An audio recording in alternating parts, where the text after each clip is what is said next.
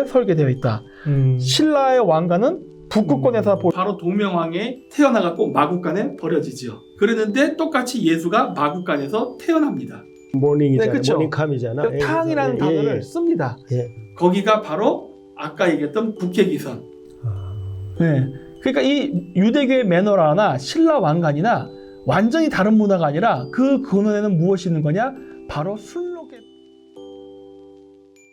네, 오늘은 우리나라의 그 천손 강림 사상을 아주 확실하게 여러분하고 같이 공부하려고 김정민 박사님 모셨습니다. 네, 안녕하십니까. 안녕하십니까? 네, 감사합니다. 통상적으로 우리 동양권에서는 서양의 황도시비에 대한 개념은 없거든요. 없어요. 없는데 있었을 거라고 저는 생각하는 겁니다. 왜냐면 있어야만 우리 고대 신화 해석이 가능해져요. 그래서 제가 근거를 예. 일단 전제 조건으로 먼저 이제 추측을 내는 거예요. 예. 있었을 가능성이 있다.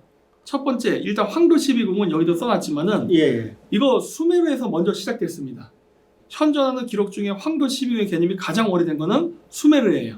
황소자리 같은 경우는 수메르어로 하늘의 소예요. 내내 소네 그러니까. 예. 소의 소, 예. 쌍둥이, 그냥 쌍둥이 자리 그대로. 황도 12궁의 이름이 그냥 있고, 그리고 서양 학자들도 얘기해요. 원래 그 그리스의 황도 12궁은 바빌로니아에서 갖고 온 거다. 근데 바빌론 천문 자체가 수메르에서 베껴온 거예요. 그렇죠. 그러니까 네. 수메르는 뭐 메소포타미아 문명이나 이집트 문명 뭐 그 앞에 문명이니까 훨씬 앞이죠. 훨씬 앞이니까. 네. 당연히 황도 12궁도 동양 쪽으로도 왔을 거라는 거죠. 근데 그 황도는 이제 해가 지나가는 길인데 예를 들어서 지금이 12월이지 않습니까? 그러면 지금 해는 궁수 자리에 있어요. 예. 이건 저번에도 보여드렸잖아요. 요나라는 이제 9세기지만 어쨌든 예. 여기도 보시면 황도 12궁이 있으니까 사자자리, 정갈자리, 천칭자리 그러네요. 이렇게. 예. 중국 벽화에도 보면 이렇게 나옵니다. 예. 정갈자리, 물고기 두 마리 있죠. 자, 그리고 요거는 15세기에 예. 그 우즈베키스탄 거기 있었던 아무르 티무르 제국인데 거기 예. 그 사마르칸트에서 있었던 황도 12궁 벽화입니다. 거기 중앙아시아예요. 예. 네, 근데 여기서도 보면 있다네요. 그러니까 동양권에 없다가 아니라 이렇게 그 중세 시대 때에도 있었다예요. 예. 그러면 고대는 어떻게 될까요? 그렇죠. 거기에 대한 거를 힌트를 얻을 수 있는 것 중에 하나가 바로 이겁니다. 바로 북부의 시조인 동명왕 탄생 신화. 그대로 예수 탄생과 똑같습니다. 동명왕이 어떻게 탄생하냐면은 예전에 그 유영국 거기에 있을 때 고리국의 궁녀였다고 하는데 햇빛을 몸에 받자 성령 임신이 됩니다. 예. 서양에서도 똑같아요. 성모 마리아가 햇빛에 닿으니까 성령 임신을 합니다. 그래서 아이를 낳는데 바로 동명왕에 태어나갖고 마국간에 버려지죠. 예. 그랬는데 똑같이 예수가 마국간에서 태어납니다. 같은 스토리로 가요. 스토리 전개상으로 봤을 때는 동명왕이 훨씬 먼저입니다. 동명왕이 500년인가 앞서고 그 다음에 나중에 예수 이야기가 나와요. 그럼 우리만 그러냐? 아닙니다. 또 일본에도 나와요. 그 우리나라 문화를 많이 일본에 전파해서 성덕태자, 예. 쇼토쿠 태자 있죠? 예. 일본에서 다른 표현으로 뭐라 그러냐면 여기 써있지만 우마야도 코오지라 그래서 마국간에서 태어났다는 전설이 있습니다. 크리스마스 문화 이런 이야기들이 훨씬 더 이전에 어떤 마국간에서 영웅이 태어나는 어떤 네. 그 패턴이 전해져서 똑같은 패턴이 나온다는 거예요. 나온. 우리가 사는 물고기 자리 시대 때 태어난 영웅들이 전부 처녀수태입니다. 그거는 우리 물고기 자리 시대라는 거 아까도 얘기했지만 예. 제가 예를 들어 물고기 자리에 태어났으면은 한 2월달 되겠죠? 그쯤? 그러면은 제 별은 안 보입니다. 태양이랑 같이 있기 때문에. 그렇죠. 그날은 안 보이죠. 안 보여요. 근데 6개월 기다려야 된댔잖아요. 예. 그래서 그거를 추측할 수 있는 거는 밤에 물고기 반대편 별자리를 보면 알아요. 그렇죠. 네, 근데 그 물고기 자리의 반대편 별자리가 처녀 자리입니다. 예. 그래서 물고기 자리 태양신의 기운을 받아서 태어나는 영웅은 반드시 처녀 수태로 태어나는 스토리텔링이 만들어져요. 예. 대략 천문학적으로 AD 1년서부터 2160년 사이를 물고기 자리라고 정의를 내리는데 그 기간 전후에 태어난 영웅들이 하나같이 처녀 수태라는 거예요. 그러니까 동명왕 그랬죠? 예수 그랬죠? 뿐만이 아니라 그 솔로몬 신전을 건설했던 왼쪽에 히람 아비프 유대인입니다. 이 사람이 별명이 뭐냐면 과부의 자식입니다. 근데 과부의 자식이 있어요. 고구려를 건설했던 고주홍이 과부의 자식입니다. 그래서 이런 공통점들이 동일하게 나타난다는 거예요. 그건 이게 어디서 왔느냐? 아, 이거 천문과 관련이 깊다라는 걸 알게. 왜냐? 이 사람들은 다 천손입니다. 천손은 하늘의 별의 기운을 받아 태어나기 때문에 별자리를 해석을 해서 이 인간이 왜 태어났는가를 설명한단 말이에요. 그러다 보니까 공통된 패턴이라는 게 동서양에서 같이 나타난다. 그러니까 황도 12궁은 서양 게 아니라 수메르가 원저 기원이었고 그 다음에 우리나라의 고대 건국 왕들의 신화를 보면 황도 12궁과 관련된 신화와 똑같은 패턴을 얘기하고 있다. 단 유적은 발견되지 않았지만 신화는 똑같은 패턴으로 가는 걸로 봤을 때 분명히 고대 지도자들은 알았을 것이다예요. 자, 그래서 이제 제가 개천절을 그러면서 찾아본 거예요. 그냥 우리는 개천절이 10월 3일인데 그냥 우리 그냥 10월 3일이라고 얘기합니다. 그래가지고 이거를 어떻게 하면 찾을까 하고 추측을 해봤더니 공통적인 게 다 10월입니다. 10월. 아, 여기서 얘기하는 건 음력 10월입니다. 우리나라 전통 축제니까 양력이 아니에요. 그래서 음력 10월 3일이 고대에 이 한민족한테 굉장히 중요한 의미를 갖는 날짜였나 봐요. 음력 10월 3일 때 바로 초생달이 뜹니다. 초생달이 뜨면은 어느 정도 설명이 돼요. 여기 보시면 이제 초생달. 음력 달력 기준으로 10월 3일쯤이 되면은 초생달 모양이 또렷하게 나옵니다. 초생달이 그 어떤 새로운 출발을 할 때 초생달을 많이 써요. 그러니까 우리나라에서도 근데 이게 지금 제가 얘기한 서양의 점성학이란 말이에요. 그건 동양에도 있느냐? 있을 것 같아요. 왜 그러냐? 이게 그 삼국사기인가에 보면은 그 백제에서 점괘를 내잖아요. 근데 한 그 점괘가 났던 게 백제가 멸망하기 직전에 웬 귀신이 땅에서 올라와가지고 백제는 보름달이요 신라는 초생달이다라고 우리나라에서도 초생달이라는 게 새로운 국가의 건국 혹은 새로 떠오르는 뭐 에너지 이런 거를 상징한다는 게 그러한 기록을 보면서 추측이 가능하거든요. 이상하게 금음달은 다 흉월이라고 그래요. 왜냐하면 금음달은 새벽달이어서 이 금음달이 이렇게 뜨면은 해가 따라 떠. 그래서 사라질 팔자거든요. 그래서 동양에서 비극의 주인공은 금음달에 비유해야 돼요. 그런데 초승달이 나쁜 뜻을 갖는 건 한 번도 본 적이 없어. 그래서 제가 가끔 강의할 때 일부러 화투장 그 흑살이 10글자리를 보여줘요. 그러면 이제 그 뒤에 빨간색 금음달이 있어요. 그래서 이 금음달 때문에 흑살이 패가 흉패입니다. 이 흑살이 껍데기 같은 놈 하는 말이 그래서 있는 겁니다. 초승달은 시작이니까 건국에서 나라가 출발한다는 말이 아주 그럴듯하게 들려요. 흥한다라는 의미가 있어요. 앞으로 계속 좋아질 것이다. 그러니까 우리나라에서도 서양의 점성학과 같은 개념이 있었을 것이다예요. 자, 그리고 여기 본부 쪽 거기서 발견된 대몽고 문화 유적인데 요거는 시대 순이라던가 위치로 봤을 때 동이족의 토기입니다. 그렇게 많이 얘기를 하는데 여기 보면은 여기 초생달과 태양이 같이 있고 밑에 산이 있어요. 여기서 비롯된 한자가 아침 단자입니다. 근데 아침 단이라고 하지만 현재 우리가 쓰는 순수 한국어가 됐던 한자어가 됐던 단이라는 단어를 써서 아침을 표현하는 한국어 단어를 전 모르겠어요. 딱 하나 있네. 어떤 1월 1일 정초 원단. 원단. 그때 으뜸원자 그때는 써가지고. 쓰네. 위엔단 맞아요. 쓰는데 근데 저도 들어본 적 없어요. 없죠. 이게 그래서 제가 요거를 이제 여러분도 찾아보시라고 이게 위키 보시면은 카자거로 탕 치면은 그게 아침입니다. 그래서 쓰이는데 이것도 중요한 이유가 뭐냐면 우리가 그 아까 이제 백제는 보름달이요 신라는 초승달 얘기할 때가 삼국통일 그 무렵이란 말이에요. 그때 당시에 중원의 왕조가 당나라였습니다. 근데 우리는 지금도 얘기하는 게 그 당나라가 중국인의 나라라고 하는데 아니에요. 당나라는 선비족이 투르크계 민족입니다. 자, 그럼 선비족이 아침에는 뭐라고 얘기했을까요? 당이라고 얘기했습니다. 그러니까 당나라의 당이 무슨 말이냐면은 떠오르는 태양이 그게 아니라 내내 다 같은 같은 알타이라이고 그러나 모르는 걸로 봤을 때 알타이가 아닌 그런 거였던 것이죠. 그래서 유목민족들 간의 중원의 패권 전쟁이었던 거지. 삼국통일 전쟁이. 그게 결코 중국인 한족은 여기에 근데 여기서도 보면은 탕이라는 글자가 나와요. 그래서 이게 역시 중앙아시아. 왜냐면 아까 15세기 아모르티물 제국에도 황도 12궁 개념이 있다고 했잖아요. 근데 그거 이전에 그 카자흐스탄 유목민의 전통 문화를 보면은 황도 12궁이 전통 문화에 많이 나옵니다. 그 우리가 흔히 요순 시대 하는 그 요왕도 나라가 이름이 당나라였어요. 그러니까 제 생각에 그때도 그 당도 떠오르는 아침, 새로운 건국의 시작. 재밌습니다. 그러니까 그 왜냐면은 한자를 동이족이 만들었잖아요. 그렇기 때문에 한자에는 반드시 북방 민족의 단어가 있어야 되는 겁니다. 그렇지. 없으면 이상해지는 거예요. 우리까지. 그래서 요게 흉노에서 발견된 유물입니다. 음. 초생하고 태양. 근데 이거 해라고 몽골사도 얘기하지만 정확히 이게 뭡니까? 탕입니다. 아침 해. 근데 아침 해인데 이제 서양 점성술에서는 어린 태양을 금성이라고 얘기합니다. 예, 그것도 이제 태양과 달이 일식으로 겹치면은 이게 하늘의 아빠와 하늘의 엄마, 양의 기운과 음의 기운이 서로 만나서 성교한다고 믿거든요. 네. 그리고 나면은 달은 떠나잖아요. 예. 그러면 금성은 태양 가까이서 공전을 하기 때문에 주변에 남는다고요. 그래서 고대인들은 이 금성을 태양의 아들이라고 생각했어요.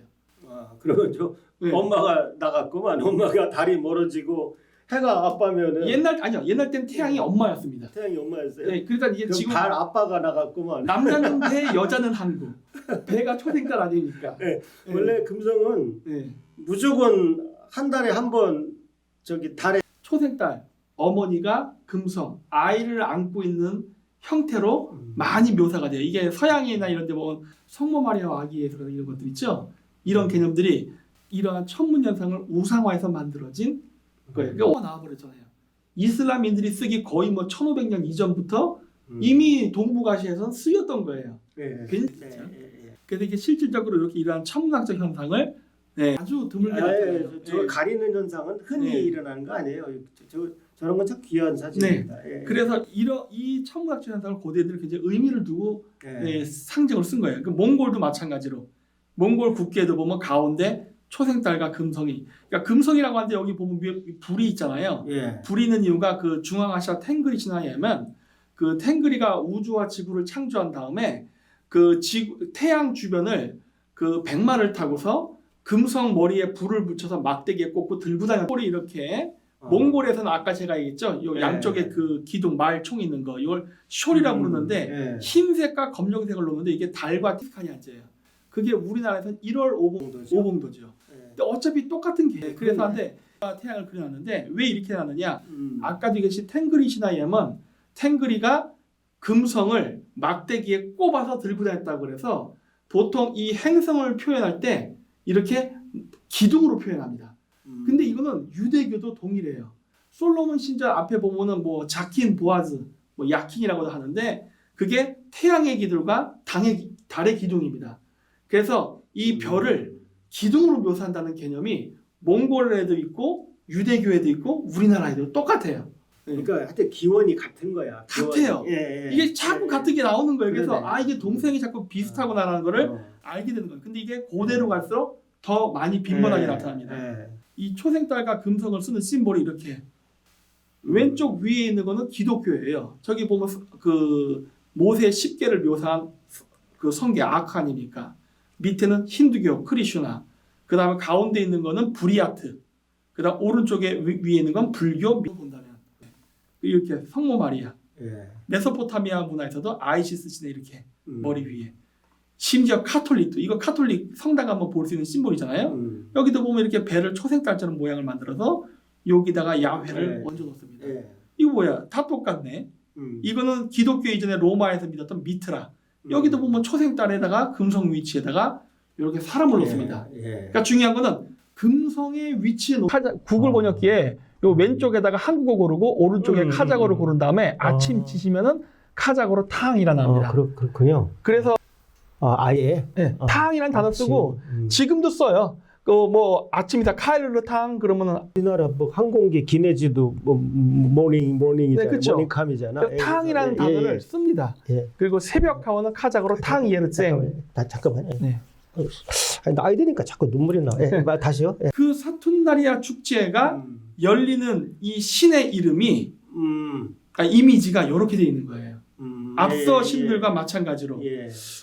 그러면은 초생달과 금성은 크리스마스 날인 12월 25일과 관계가 있구나라는 거를 이제 알 수 있는 거예요. 이게 사툰다리아뿐만이 아니라 켈트족 같은 경우 율, 뭐 이런 식으로 여러 가지 이름으로 불리는데 다 12월 25일을 중요하게 여깁니다. 네, 그러니까 남쪽 로마 제국뿐만 아니라 북방 켈트족도 동지 때부터 해서 12월 25일 이 기간을 굉장히 신성한 기간으로 여겨요. 동서양이 상관이 없다는 거죠. 그리고 우리나라에서도 저번에 그 이덕익 교수님 발표할 때 예. 홍산 유적지에서 신전이 발굴되는데 그 신전에서도 그 건물의 방향이 어디였어요? 동짓날 태양이 뜨는 방향에 맞춰 설계했단 말이에요. 그래서 제가 그거 듣고 깜짝 놀랐어요. 이게 분명히 있을 거라 생각했는데 그분이 그 얘기하는 거 듣고 아, 그럼 홍산 문명에도 이게 있구나. 이게 중요한 게 왜냐? 우리 그 경주의 석굴암이 그 석가모니가 앉아 있는 그 방향이 동짓날 경주에서 태양이 뜰 때 그 위치를 바라보고 있습니다. 동향이에요. 남향이 아닙니다. 그래서 이런 걸로 봤을 때 신라에도 동지를 중요시 여겼다는 걸 알 수가 있는데 상고시대로 올라가는 홍산 유적에서도 역시 동지를 중요시 여긴다. 근데 12월 25일을 중요시 여기는 거는 여태까지 우리가 알았던 거는 로마 제국 아니면 켈트족 이런 식으로 유럽 동네의 축제였는데 우리도 이게 있네. 이러려면은 역시 우리가 태양 숭배라던가 이 황도 시비의 개념을 정말 몰랐을까 하는 거예요. 옛날에 그 몇천 년 전 그 우리 선배 천문학자가 네. 태양 뒤에 무슨 별자리가 있는지 몰랐을 리가 없어요. 그럴 수가 없어요. 그러니까 별자리가 이름은 다를 수 있어. 예를 들어 그쵸. 서양에서는 뭐 전갈자리라고 가능하죠. 했는데 우리는 뭐 28수 중에 다 뭐 하나가 될 수도 있고 그럴 수는 있는데 근데 어쨌든 저는 28수가 황도나 적도하고 상관이 없이 이렇게 막 임의로 배치가 돼서 그게 참 의아했는데 아마 틀림없이 황도 12궁이 이름은 다를지라도 그런 것이 있고 만약 그런 유물이 나온다면 오늘 우리가 대담하는 이 시간이 성지가 됩니다. 그렇죠. 전 처음 들었어. 네. 김 박사님이 생각해낸 거죠. 그럼요. 예. 이거 어디도 참고문헌에 안 나와요. 저도 네. 저 평생 천문학 공부했지만 네. 예. 그 석굴암 같은 경우는 우리가 이제 신라가 초기에 불교를 국교하는 과정 속에서 만들어진 문화거든요. 예. 그러다 보니까 불상이지만 사실은 불교 이전 샤머니즘의 영향을 받아서 만들어진 건축이거든요. 그러다 보니까 특이하게 남향이 아니라 동향을 하고 있는 거예요. 그것도 하필이면 동지태양을 바라보고. 그러니까 이런 것들을 보면 신라가 12월 21일 즉 까치 설날을 굉장히 중시 여겼다는 걸 알 수가 있어요. 첨성대에서도 12월 21일이 되면 태양이 뜨는 위치가 예. 첨성대, 월성, 태양이 일직선 정렬이 됩니다. 그렇게 그러니까 첨성대에서 설계를 할 때 동지를 의식하고 만들었어요. 보니까. 예. 그래서 석굴암도 불상이 동지태양을 바라보는데 첨성대도 월성과 태양이 일직선 정렬하게 만들었네. 그러니까 신라 사람들이 12월 25일 즉 크리스마스를 굉장히 중시 여겼구나라는 거를 이거는 현재 현존하는 유적이니까 유적을 통해서도 확인이 가능한 거예요. 근데 고맙게도 홍산 문명에서도 그렇게 있다고 하는 거예요. 그러니까 예. 신라의 그런 건축 양식, 천문의 종교관이 어디서 왔냐 하면 거슬러 올라가면 홍산 유적까지 연결된다는 것을 알 수가 있는 거죠. 왜? 동지태양을 바라보게 지었기 때문에. 그러니까 하여튼 동지부터는 다시 또 양의 기운이 그쵸. 넘치니까 낮이 길어지니까 동지가 굉장히 중요하다고 생각을 했는데 그것도 제가 김정일 박사님 강의를 들어보니까 또 북회기선하고 연계해서 하시는 말씀이 있더라고요. 네, 있습니다. 네. 그 크리스마스가 서양 것만은 아니다라는 걸 지금 제가 얘기한 겁니다. 예. 이미 홍산 유물에서 홍산 유적 같은 경우는 서양의 크리스마스가 더 오래되는 그거예요. 그럼 우리가 원조인가? 뭐 이런 생각도 할 수도 있는데 예. 잘 모르겠고 어쨌든 예. 둘은 공유하고 있다. 자, 그래서 이제 크리스마스도 서양에서 얘기합니다. 오늘날 목사님들이 많이 하는데 원래 크리스마스는 이교도 문화다라고 다 얘기해요. 예수가 태어난 날은 12월 25일이 아닙니다. 아니에요. 아니라고 다 그 목사 자격증 딸 때 목사님들 다 신학교에서 배웁니다. 원래 12월 25일은 태양신 부활 축제예요. 사툰날이야도 그렇고 유월도 그렇고 전부 다 그렇습니다. 그러니까 태양신 숭배사다가 깊은 관련이 있는데 아까도 얘기했듯이 12월 21일 동지가 되면요. 물론 크리스마스도 포함이지만 이렇게 동지 때는 태양이 궁수자리랑 뜹니다. 지금 보이는 별자리는 지금 해가 떠 있어서 안 보이는 건데 이거 컴퓨터 프로그램이라 보이는 거예요. 그러니까 옛날에 원시인들이 이렇게 네. 알고 있었던 사람이 있었다는 겁니다. 네. 예. 이게 굉장히 중요한 이유가 뭐냐면 예. 궁수자리예요. 동짓날 궁수자리에 태양이 뜨는 겁니다. 이게 왜 중요하냐? 고대인들은 이렇게 동짓날 왜 밤이 길어지고 태양이 뜨지 않느냐? 그거는 궁수가 활로 태양을 맞춰 떨어뜨렸기 때문에 안 보인다라고 생각한 거예요. 그러나 여기에는 논리적 모순이 있습니다. 뭐냐? 우리나라에서 아까 신라 경주 쪽에서 동지태양이 중요하다고 하지만 동짓날 밤이 길어지는 것이지 태양이 안 뜨는 게 아니에요. 태양은 뜹니다. 다만 밤의 길이가 길 뿐인 거죠. 그렇죠. 낮이 짧고. 그렇죠. 그러면 도대체 동짓날 태양이 화살에 맞아서 안 뜬다는 이야기는 어디서 왔냐는 거예요. 거기가 바로 아까 얘기했던 북해기선이 나오는 겁니다. 아까 이거 말씀하시려고 한 겁니까? 네. 그래서 여기를 가면은 바로 태양이 동짓날 뜨지 않는 거를 목격할 수가 있습니다. 그 북해기선 북의 66.5도인 지역에 가서 보잖아요.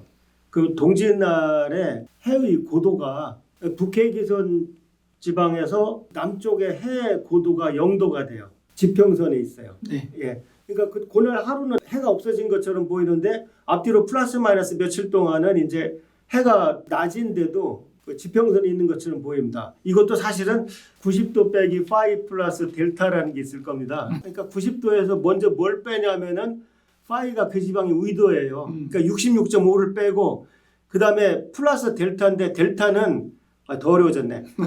해 저구 동짓날 해 저구인데 그게 마이너스 23.5도예요. 그래서 90에서 마이너스 66.5를 하고 마이너스 23.5를 하면 0이 나와요. 예, 금방 한 얘기는 여러분들이 혹시 지금 지구과학 천문학을 공부하고 계시면 곰곰이 좀 공식을 써놓고 생각해 보세요. 그럼 그 공식을 이해할 수 있어요. 사람들이 그냥 물고기 시대 그러면 물고기 시대가 있나 보다. 뭐 물고기 맨날 잘 잡는 풍어기가 있나 보다. 이렇게 오해할 수도 있고 금방 술록 지역에서 보여주신 그 그림에서 해가 지평선에 걸린다. 그러면 뭐 다른 데는 안 걸리나 이렇게 오해할 수 있는데 북해기선은 동짓날 해 남중고도가 0도다. 안 뜬다. 그 얘기입니다. 근데 하필이면 그 지역이 공교롭게 여기 제가 색깔을 칠해놨지만 네. 술록이 거주하는 지역입니다.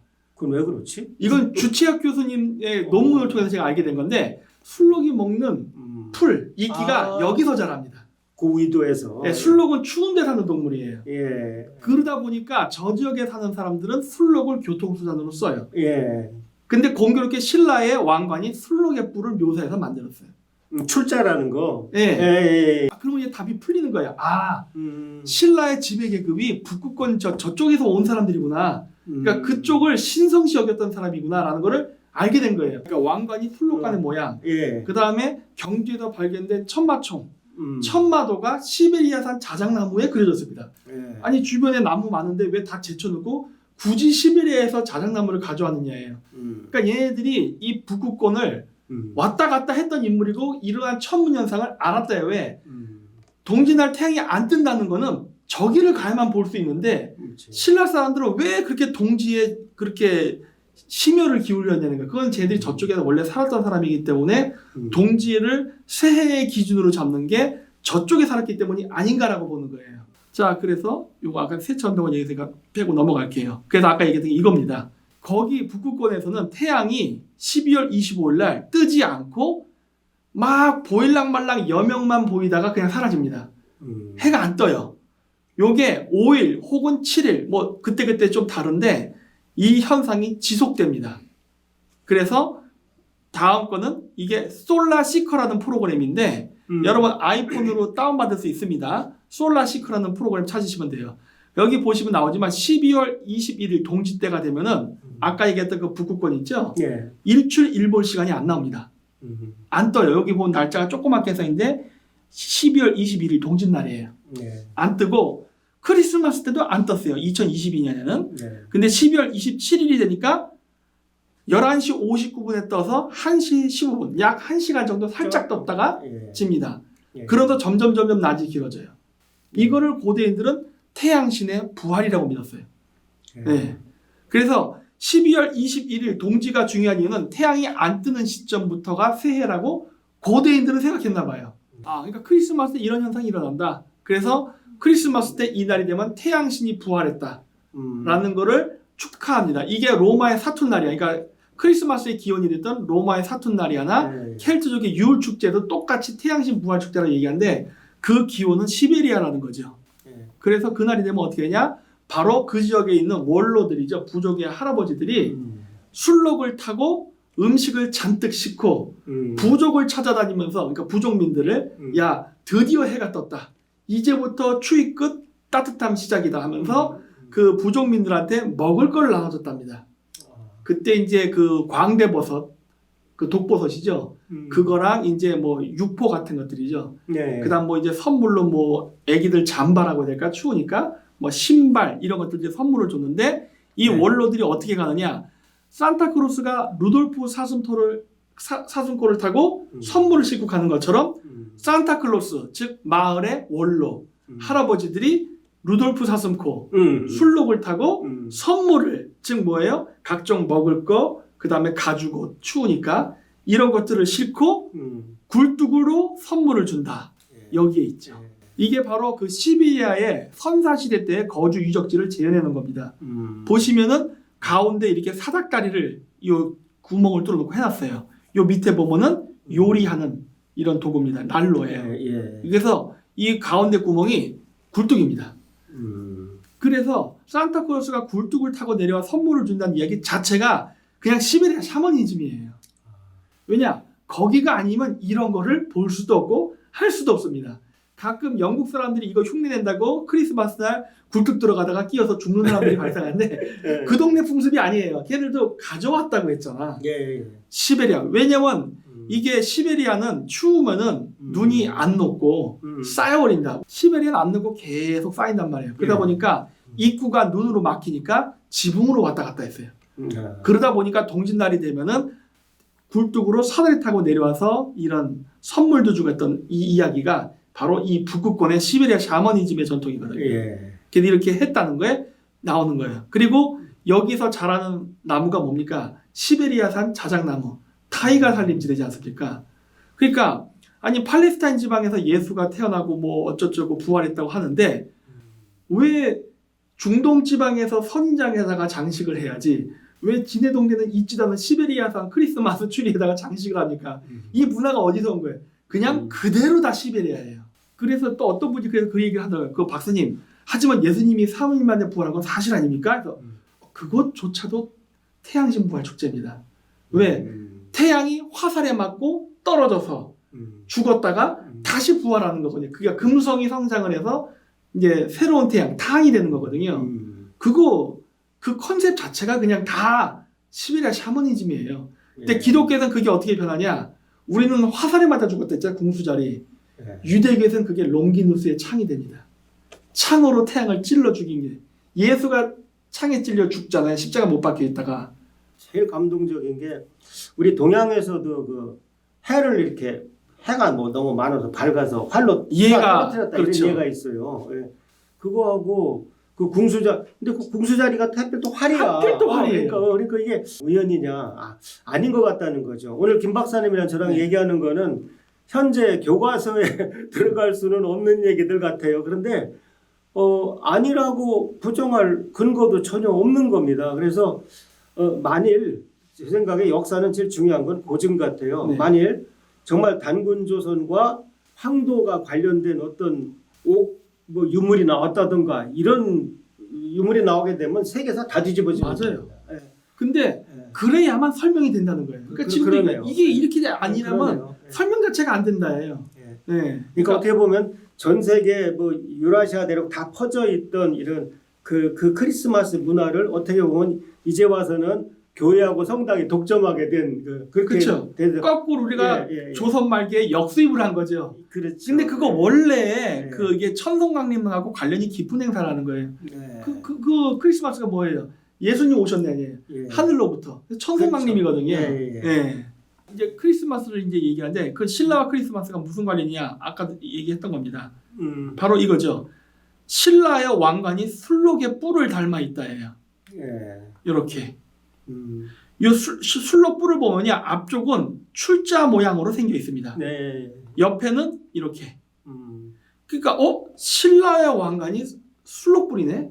그러면은 북극권 크리스마스 행사랑 신라가 옛날 때 했던 까치 설날이라는 동지는 서로 관련성이 있겠는데? 왜냐면은 경상북도에 있는 경주 사람들이 어떻게 술록을 알지? 술록을 봤으니까 묘사를 했을 거 아니에요. 그런 거 봤을 때 신라 사람은 남방계 사람이 아니라 북방에서 온 사람들이구나 라는 걸 알 수가 있죠. 그 외에도 뭐 이제 뭐 여러 가지 동복이라는 이런 게 나오는 걸로 봤을 때는 분명히 북방계는 맞죠. 박혁거세가 이제 우리 박씨 조상이잖아요. 다들 아래서 나왔다고 하잖아요. 근데 환단고기 가지고 이제 역사를 공부해 보니까 북부여에 그 6명의 단군이 계셨는데, 그러니까 북부여도 단군이라고 그랬어요. 근데 그 5번째 고두막 단군의 따님 파소공주가 바로 이제 뭐 박혁거세 어머니예요. 네. 그러니까 아래에서 나온 게 아니더라고. 책에 명확히 나와요. 그래서 야 이거 나 조상도 모르네 싶기도 하고, 또 하나 그 파소공주가 그러니까 처녀 잉태처럼 이제 박혁거세를 잉태를 했는데 뭐 쫓겨났나 그래요. 그런데 그러면 거기서 그 옛날 북부여 위치가 이제 대륙 한가운데였는데 거기서 그럼 경주까지 온 거냐? 그 아닐 거라는 건 신라가 북쪽 어딘가 있었다고. 그러니까 그러니까 예를 들어서 파소공주가 걸어갈 수 있는 그 말을 타고 며칠이면 갈 수 있는 거리지. 그렇죠. 경주면 멀죠. 그러니까 이건 나중인 거고 초기 신라의 위치는 분명히 달랐어요. 그래서 실제로 우리가 이제 역사 시간에 이제 반도 끄트머리에 있던 마한, 변한, 진안만 배우죠. 여러분들 보시기에 이쪽 전라도 쪽이 마한, 변한, 진안이라 배우잖아요. 근데 사실 이 삼한의 원조는 단군조선이고, 그쵸. 이 진안은 북쪽 하얼빈에 있던 진짜 단군, 대단군이 다스리던 지역을 진안이라고 불렀고, 지금 이쪽 한반도 이쪽에 있는 거를 마한이라고 불렀고요. 저쪽 대륙 쪽을 번안이라고 불렀습니다. 그래서 신라 진안의 그 위치는 북쪽이었던 것이 이걸로 봐도 그런데 그래도 북핵에서는 훨씬 더 위인데 어쨌든 참 재밌습니다. 네, 그러니까 신라가 뭐 영향을 영토까지 가지는 모르지만 그 존재 그 지역의 사람들이 왔다 갔다 했다는 건 추측할 수가 있어요. 그래서 이렇게 시베리아 가면 샤먼들이 머리에 이렇게 씁니다. 출자 모양의 술록불 모양을 형태를 형상화해서 써요. 네, 그렇게 돼 있다는 걸로 봤을 때 이들은 이걸 알고 있었다 해요. 이거 암각하에서도 지금 이거 알타이 산맥에서 발견되는 것들입니다. 신라도 초기에는 분명히 술록불을 그대로 썼을 거예요. 원색적으로. 하지만 과학이 발전하면서 그거를 금세공품으로 교체해버린 거죠. 네. 또 그래야 또 설명이 되는 게 있습니다. 바로 요거예요. 한단국에 보면은 12황국이 남북 5만리 동서 2만리가 돼 있어요. 근데 물론 우리가 그릴 때는 옆으로 그립니다. 안 맞아. 분명히 남북이 길다고 얘기했어요. 옆으로 그리면 안 돼요, 그러니까. 안 되죠. 기록에 충실해야 돼요. 자, 그러니까 남북 5만리가 되면요 설명이 되는 거예요. 아, 북극권까지 올라가는구나. 맞아요. 네. 그러니까 초기 신라 위치가 지금 경상도가 아니라 있잖아요. 그러니까 초기 신라가 분명히 만주나 어디 북방 어딘가 있었을 거란 말이에요. 남북 5만리면은 얘네들이 북극권까지 올라간다고요. 그렇죠. 그 동서 2만리. 이렇게 되면 말이 그럼 술록이 맞아요. 이어지는 거예요. 그러니까 이래야만 논리가 맞는다는 거예요. 네. 많은 사람들이 자꾸 실크로드가 이게 머릿속에 박혀 있으니까 유라시아 대륙을 이렇게 가야 맞는데 환단고기가 엉터리다. 왜냐하면 거기 보면은 뭐 남북으로 5만리, 뭐 동서로 2만리라고 나온다. 물론 거기서 5만리, 2만리가 지금 5만리, 2만리도 아니에요. 다만 남북으로 길으니까 맞다는 걸 증명해 주는 거죠. 그렇죠. 이래야 설명이 되는 거예요. 그래서 여러분들 유목민들이 뜨거우면 북쪽으로 올라가고 겨울에 추우면 내려오지 서쪽이나 동쪽으로 옆으로 안 가요. 위아래로 움직여요. 위아래로 움직이니까 이건 당연한 거고 또 하나는 자꾸 뭐 이 만리를 갖다가 그때 그럼 뭐 심리가 4km였는지 어떻게 알아? 그때 네 단위가 뭔지. 거기 옆에 보면 또 뭐 말 타고 150일 걸렸다. 뭐 옆 친절하게 있는데 자꾸 그 킬로미터 그 숫자만 갖고 엉터리라고 자꾸 주장하는 거 보면 답답해요. 아유 후련합니다. 그러니까 신라의 왕관만 봐도 그러니까 한단국의 내용이 거짓말은 아닐 것이라는 걸 예측할 수가 있는 거예요. 그래, 악으로 맞출 수 있다는 거예요. 이러한 유물이 나오고 하는 게 이게 이것과 이것이 서로 유기적으로 맞춰 움직이는구나라는 걸 찾아낼 수가 있는 거예요. 그렇죠. 공통 문화가 있고. 그렇죠. 그리고 이 슬록볼을 쓰는 문화가 이런 식으로 맨 왼쪽에 켈트족 머리에 슬록볼 그냥 쓴 겁니다. 요 사얀산에 있는 요거는 슬록볼 썼던 거 암각화, 신라는 이제 술록관. 그다음 저기 노르웨이 덴마크에서 북유럽에 가면 이렇게 여자들이 머리에 촛대를 이렇게 썼잖아요. 이게 12월 25일 날 하는 산타 루치아 축제입니다. 네, 산타 루치아가 뭐냐면 금성뼈를 상징해요. 그러니까 12월 25일인데 금성? 그럴 수밖에 없죠. 왜? 새로운 태양. 그 산타 루치아 그 노래도 있잖아요. 네. 그리고 이제 여기 북방 바이킹족들은 촛대를 머리에 쓰는데 유대인들은 메노라라고 해서 촛대로서만 쓰는 거예요. 네. 그러니까 이 유대교의 메노라나 신라 왕관이나 완전히 다른 문화가 아니라 그 근원에는 무엇이 있는 거냐? 바로 술록의 뿔이라는 공통분모가 있는 거예요. 참 신기한. 술록의 뿔이라는 거를 인식하고 술록을 신성시 여기려면은 아까 얘기했던 북극권까지 올라가야 되는 겁니다. 그러니까 유대교가 됐던 기독교 세계는 크리스마스를 신성시 여겨서 예수 탄생을 하는 이야기는 결국 어디가 기원이라는 거예요? 시베리아예요. 우리나라에서도 얘기하는 동명왕이 됐던 아까 뭐 파사부이 됐던 여기서도 그렇고 이게 성령 임태를 하면서 막 이렇게 이 얘기가 나오려면 결국 근원은 어디로 가야 돼요? 시베리아로 가야 되는 거예요. 그래야 같은 이야기의 뿌리가 나온다는 거예요. 그러니까 모르긴 몰라도 북극권에 뭔가가 있었다예요. 그게 뭔지 나도 모르겠지만. 저도 또 이제 마고 역사를 요새 네. 얘기하거든요. 근데 마고는 이제 여자잖아요. 네. 그래서 대표적인 여성을 상징하는 별자리가 직녀성이거든요. 그쵸. 근데 견우성은 중간에 바뀌기도 했지만 직녀성은 바뀐 적이 한 번도 없어요. 근데 제가 옛날에 했을 때부터 천문학에 관심이 있어서 우리 국어책에 이제 알퐁스 도데 별이라는 단편이 나오는데 그 목동이 이제 집 주인 딸한테 이렇게 밤하늘을 설명하는 장면이 나오는데 그때 직녀성이 마글론이었어요. 그게 마고네. 예, 그러니까 마고야. 왜냐면 이게 물론 학술용어로는 배가인데 그걸 마글론이라는 말하고 마고하고는 이거는 반드시 뭔가 연관이 있는 거지. 네. 우연히 당연하죠. 일치한 게 아니야. 그러니까 그것이 좋은 예가 될 것 같네요. 이런 식으로 이렇게 뭔가 뿌리가 맞나 막 네. 동서. 저 북극권에 사는 뭐 라프족이나 사모예드족 같은 애들이 네. 크리스마스 날 술록을 타고 월러가 선물을 준댔잖아요. 주는 선물 중에 하나가 아까 얘기했지만 광대버섯이 있습니다. 그 광대 오늘날로 얘기하면 그게 뭐냐면 엑스타시입니다. 그 나이트클럽 같습니다. 옛날 때. 예. 그랬었는데 그 환각제를 왜 썼느냐? 그건 남자하고 여자하고 그 성교하기 위해서 쓴 거예요. 예, 그러니까 옛날에 네. 신전 행사가 막 이거 뭐 다 난잡한 거더라고. 예, 예. 그러니까 옛날 예. 때는 난잡하다 생각 안 했어요. 그렇죠. 오늘날 예. 난잡하다고 예, 생각했는데, 네. 그래서 그 샤먼들이 항상 광대버섯이 됐던 이게 향정신성 의약품들을 항상 소지하고 있습니다. 그리고 각종 종교 행사 때 그걸 나눠줬는데 그게 우리나라도 있다는 거예요. 국립중앙박물관입니다. 맨 위에 건 청동기 시대 유물이에요. 우리나라에서 버섯이 있네? 물론 청동이지만 이걸 왜 왕의 무덤에다 집어넣지? 하는 거예요. 아, 우리나라가 신탁을 할 때 광대버섯을 썼구나라는 게 유물로 존재하는 거예요. 그러니까 지금 우리가 시베리아 관련이 없다가 있는 거예요, 지금. 또, 요 밑에 건 뭐냐면, 이건 경주 국립박물관에서 제가 찍어온 사진입니다. 이거 광대버섯이네. 왜 이런 걸 집어넣었지?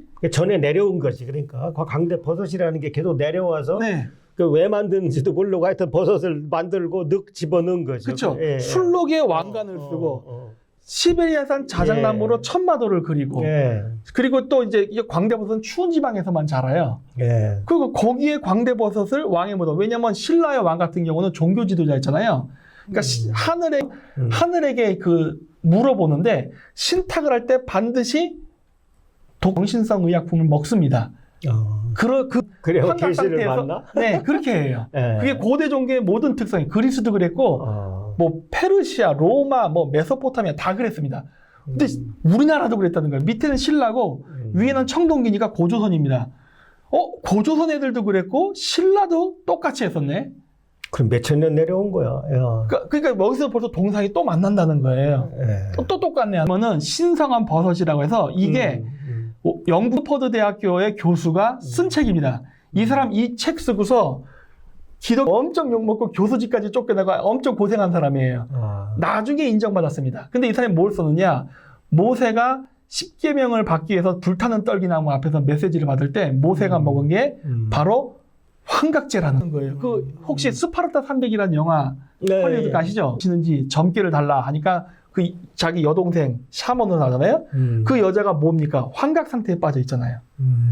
그런 사기를 해주죠. 이기는데 너는 죽어. 근데 그때도 보면은 그 그리스의 샤먼도 환각 상태에서 신탁을 한다는 거예요.